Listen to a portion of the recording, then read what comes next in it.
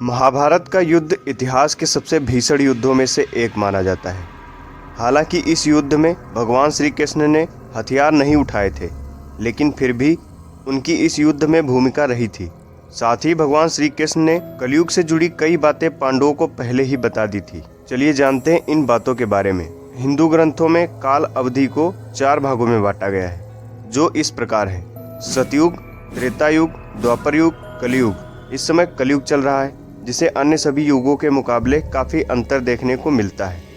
कई ग्रंथों में कलयुग की स्थिति के बारे में पहले ही अंदाजा लगा लिया गया था, जो आज भी काफी हद तक सच हो रहा है। कलयुग के विषय में बताते समय भगवान श्री कृष्ण पांडवों से कहते हैं, इस युग में व्यक्ति की पहचान उसके व्यवहार और गुणों से नहीं, बल्कि धन व ऐश्वर्य से की जाएगी। यानी कलयुग में जो व्यक्ति जितना अमीर होगा, उसे उतना ही सम्मान दिया जाएगा। कलयुग को लेकर पांडवों से भगवान श्री कृष्ण ने यह भी कहा था कि इस युग में मनुष्य की स्मरण शक्ति धीरे धीरे कम होती जाएगी। साथ ही धर्म, सत्य और सहनशीलता भी कम होगी।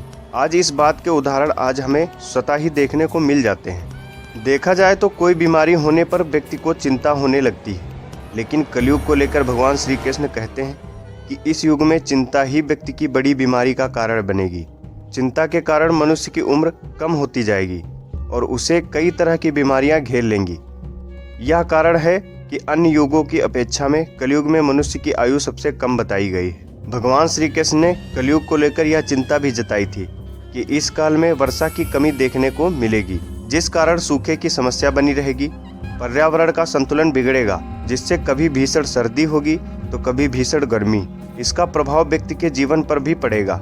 इसी के साथ कलयुग में तूफान और बाढ़ जैसी समस्याएं भी अधिक मात्रा में होंगी। यह बात आज कितनी सच है, इसके लिए किसी प्रमाण की जरूरत नहीं है, आप लोग तो जानते ही हैं। भगवान श्री कृष्ण ने कलयुग के विषय में पांडवों से कहा कि इस युग में किसी का शोषण करने जैसी घटनाएं आए दिन देखने को मिलेंगी। साथ ही उन्होंने यह भी कहा था कि कलयुग में उसी का राज होगा जो दूसरों का शोषण करेगा। साथ ही ऐसे लोगों का बोलबाला होगा जो लोग मन में कुछ और रखते हैं, लेकिन कर्म में कुछ और करते हैं। दोस्तों, ये जानकारी आपको कैसी लगी? अगर अच्छी लगी तो वीडियो को लाइक करें, दोस्तों तक शेयर करें। ऐसी रोचक जानकारियों के लिए मेरे चैनल को सब्सक्राइब कीजिए। धन्यवाद।